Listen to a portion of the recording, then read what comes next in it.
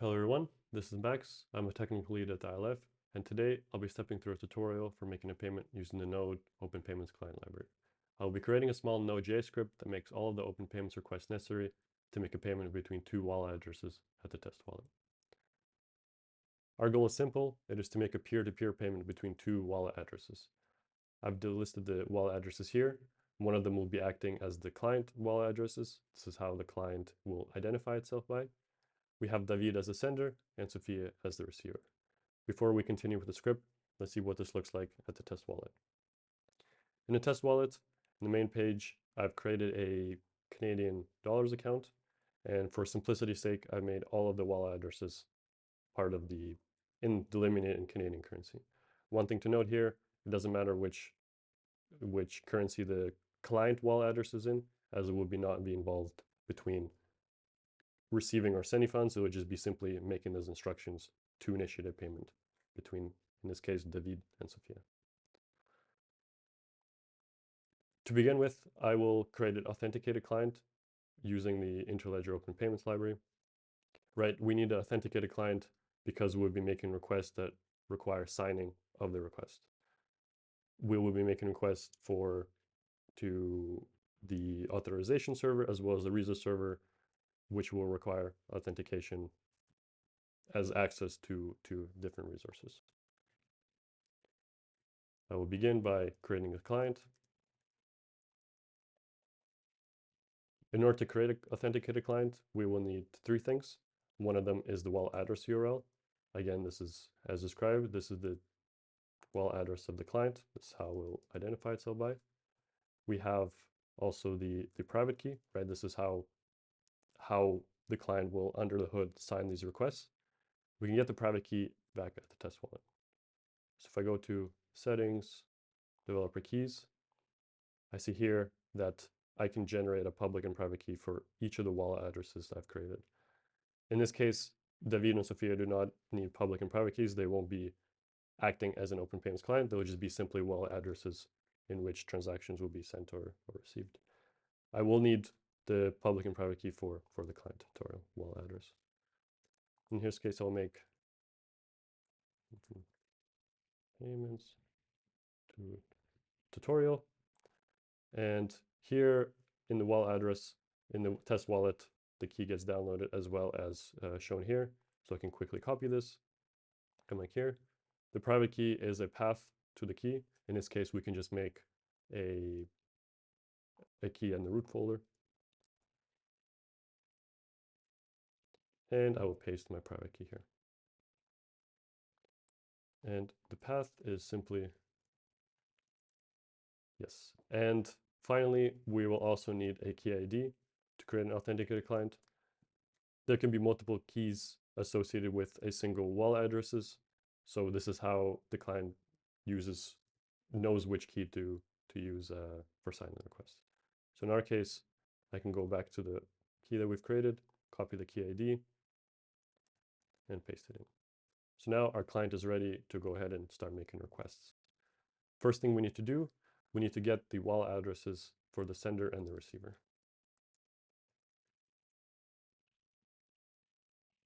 And we will use the client wallet address get. And our URL here will be the sender. In this case, it will be that. Likewise, we will also have a receiving wallet address. In this case, I will just type in receiving wallet address. And our receiver today will be Sophia. To make sure that everything's working, we will go ahead and print out both the sending and the receiving wallet address. And let's see if the wallet addresses were fetched correctly. And yes, they have. We can see that sending wallet address is David, the receiving is Sophia. Both of them are delineated in CAD as we expected. And these two auth server and resource server URLs are basically how the client will go and make requests to create payments and create grants. As you know from previous videos, every time you want to access a resource like an incoming payment, quote, or outgoing payment, we will need to have a grant for it. Because our receiver is going to be Sophia, we will need to go ahead and create an incoming payment on her account. Before we do this though, we will need the client to get a grant in order to make that action. So let's get it.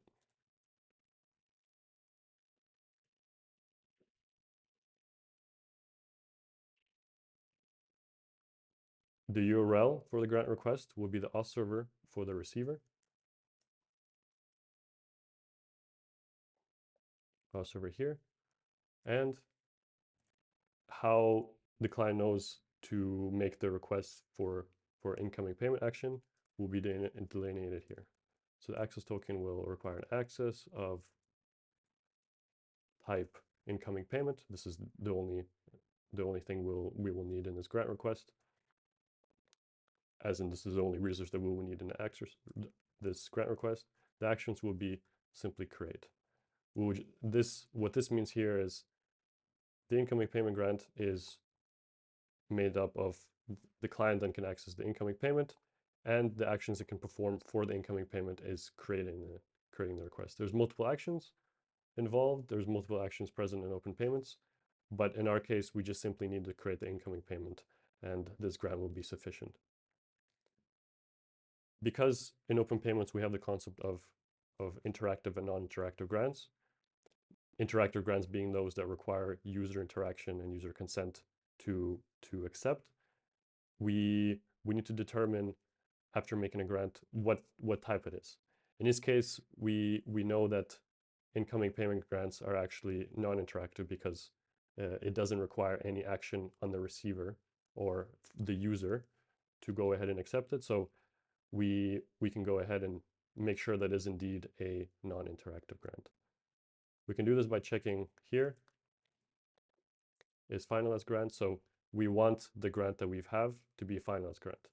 On the contrary, we have interactive grants which can be in a pending state until the user accepts a consent, and we will see that just a bit later in the steps. So let's make sure that it is indeed, and this is more so just to make sure that we're expecting exactly what we get.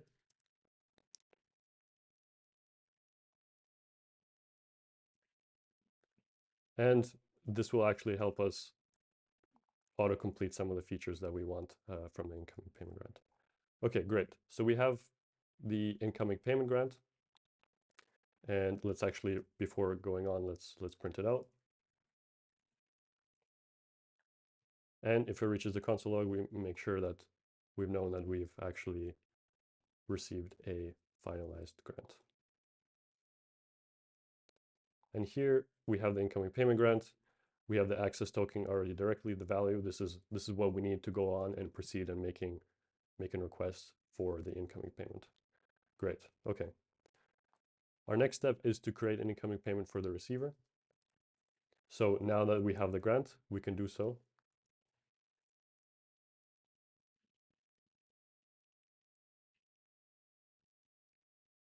And here, the URL now will be the resource server of the receiver, right? Because the incoming payments, outgoing payments in quotes, are on the resource server. So for the receiver, we've completed the steps for the auth server, but now we have to go ahead and make a request to the resource server of the receiver. And in order to do so, we also have this access token property, right? This is, in our case, the incoming payment grant access token value. This is the first parameter of the request. And now we present the parameters for the actual incoming payment request. All of the request bodies and expected results are on openpayments.dev. This is our documentation website. And here we have to specify which wallet address we're creating the incoming payment for, right? This is just the identification for the wallet address. Here we can provide an incoming amount, right? This is how much at the maximum amount that the money can be received into the incoming payment. It's an optional field, but for our case, let's put some amount. So the asset code and asset scale, these are the currency for which we know what the payments are in and what the wallet addresses are delineated in. So here we can specify we want the access code for the wallet address. We want the asset scale again to be the corresponding to the receiving wallet address, and value here we can put $10. Again, as we've seen here, asset scale is essentially decimal places for the currency. So here we have 1,000 cents, or in our case, it is $10. Great, and let's check that we've correctly fetched the incoming payment. I've created it. Great, so we've created an incoming payment, and it's expecting $10 to go for the wallet address of Sophia. And just a quick note, again, in a real situation, you wouldn't need to fetch and get an incoming payment grant for every request. Again, the access token is something that you would be able to store and use until it is expired. But for the simplicity of the script, we'll just keep making grants as we need. Let's see if this appears in the test wallet first. So we'll go back to accounts. Here we see Sophia, and we have a pending incoming payment for $10. Great. So we know that our incoming payment was created successfully. Now that we've created an incoming payment on the receiver, we can shift our focus to the sending part of the open payments flow. For the sender, we will need to create a quote and an outgoing payment on their account. Like any resource, we will need to get a grant first before we can create the quote.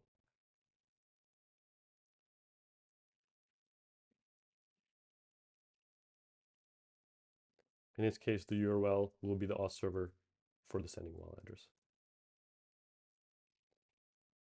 And the access token request will be similar to the incoming payment, except now we will be requesting quote access and our action of create, because we simply need to create the quote.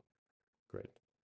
And let's assume, and in this case, the quotes and incoming payments do not need user interaction.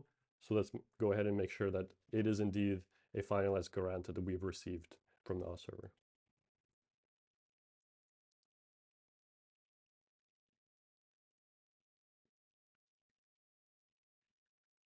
Great, and let's print it out.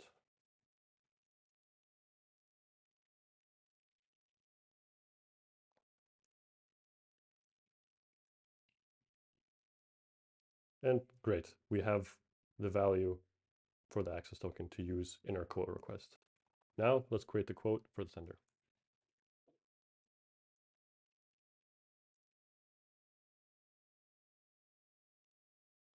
Quote create.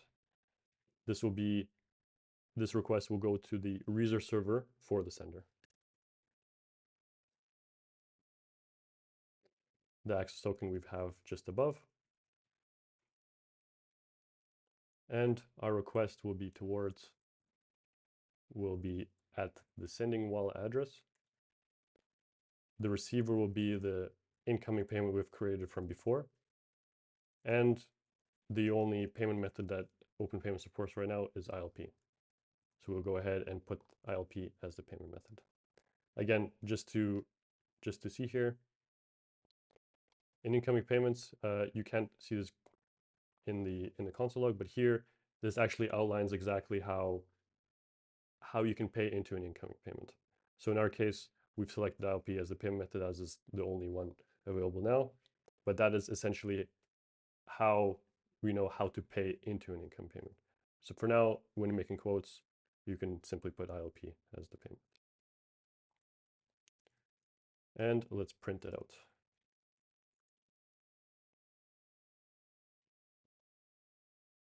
Great.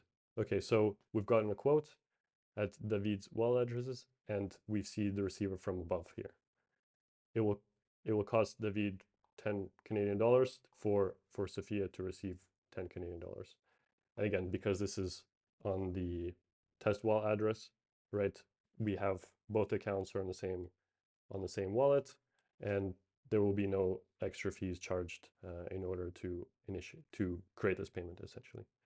So this is something where if you were building a open payments platform or something like this is where part of the flow where you could, for example, show David how much it will cost for, or David or some other user, how much it will cost them to send into a particular incoming payment.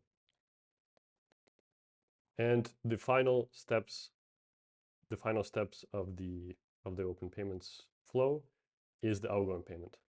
Now that we've set up the incoming payment, we have the quote. David knows how much it will cost him to pay into an incoming payment. We can go ahead and actually create the outgoing payment that will initiate instructions to move funds from David's account to Sophia's account. And here, this will be a bit of a different grant, and we'll see this just in a sec.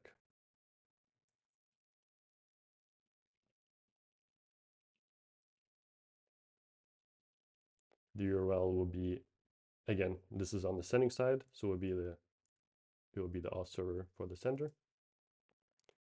And the access token will be of type outgoing payment. The actions will be, again, we just need to create the outgoing payment. And here is where the grant request differs between outgoing payments and incoming payments and quotes. We will need to provide a bit more information in order for the grant to succeed. There's a key here, limits, and limits is essentially the limit for how much money you can be spent from a certain wallet address, right? You wouldn't want to have a grant that can unlimited pull funds out of a particular wallet addresses as a third party. So in our case, we can just limit this to be, the limit would be equal to how much was quoted from the previous step. So what this would mean is, in our case, if we get a grant with the debit amount that's related to the quote, David, from using this open payments client, David will never be charged more than $10 using the access token that we will get here. And finally, we'll need to specify for which wallet address this grant is corresponding to. In our case, it's the sending wallet address ID. Finally, because an outgoing payment grant requires interaction, we need to provide how will we interact with the user.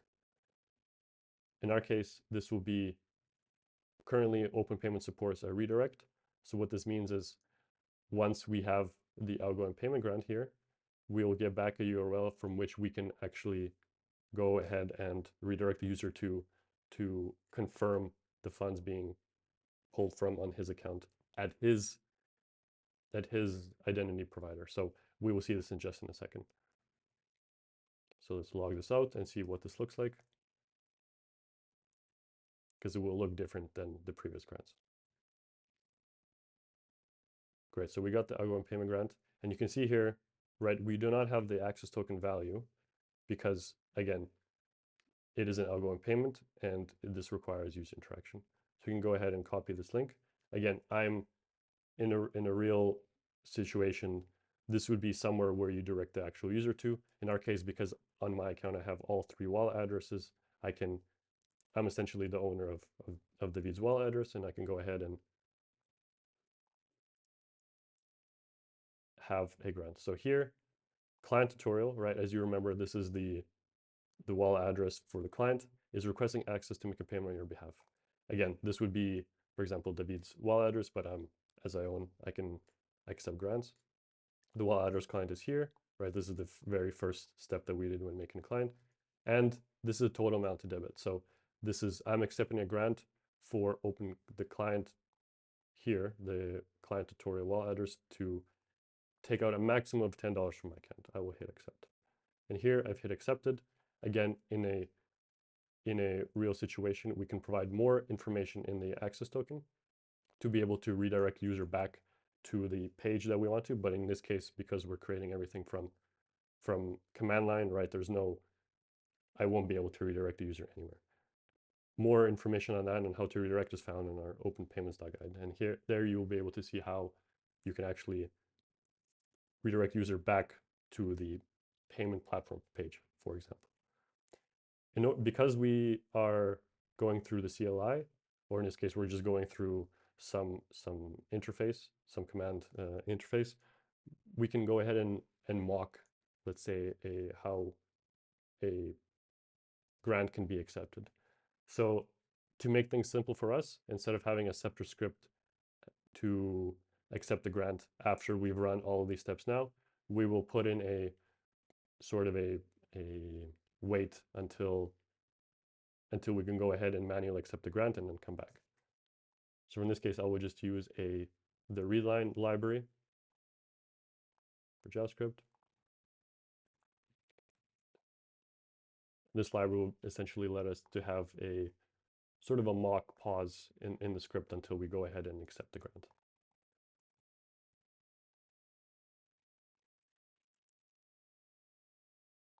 And this will essentially wait for us until we've accepted the grant and keep it all within the same script, such that we can keep all of the variables defined in the same script. After this, we will need to continue the outgoing payment grant, because it is a grant that goes from a pending to a finalized one. We will need to manually continue grant in order to get the final access token we need for creating the outgoing payment. So here we can say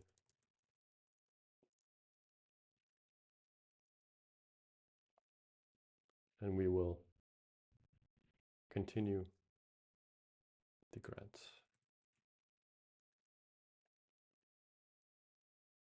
And URL will be the continuation URL that we've received from the initial grant request. And the access token will be also from the initial grant request. Let's say the pending grant request. And now let's do the same check that we have here as for the finalized grant as we did for the other resources.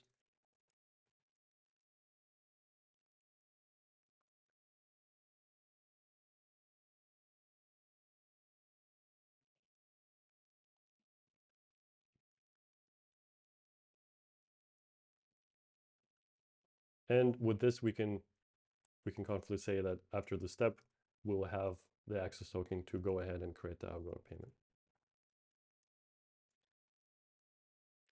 And let's go ahead and do it. So this would be the step that actually will go ahead and missionate the instruction to move funds between David and Sophia.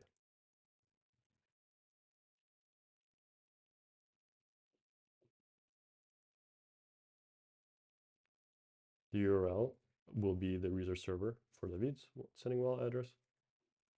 The access token we have from the finalized outgoing payment grant. And the parameter for the actual outgoing payment. Again, there will be the wallet address of David. And in this case, it's pretty simple. We have a quote from before. So we can say, make an outgoing payment for this specific quote. And let's print out the outgoing payment grant.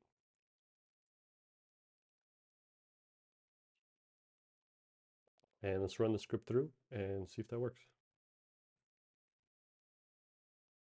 Great. So now we've done all through the steps. Again, now we're going to see a lot of incoming payments being made, but that's okay. Now our script is waiting for us to hit enter. Before we do so, we need to go ahead and accept this outgoing payment grant. We'll accept this grant, hit accepted. Now we can go ahead and continue the grant. Hit enter. We've continued the grant, and now we've made a request for the outgoing payment. And you can see here that we've created it successfully. The API for the outgoing payments is asynchronous, which means that you won't be able to see that it was sent in the same request as it was created, but that's okay because we can go ahead and see if they worked successfully on the test wallet. If we head to the transaction list we can see that David was debited $10 in the form of an outgoing payment, and Sophia was credited $10 in the form of an incoming payment. These incoming payments from before were a result of us running the script multiple times, but successfully we were able to finalize the incoming payment and send money from David to Sophia using the Open Payments client. I hope this was helpful. All of the source code is available on our GitHub, and thank you for listening.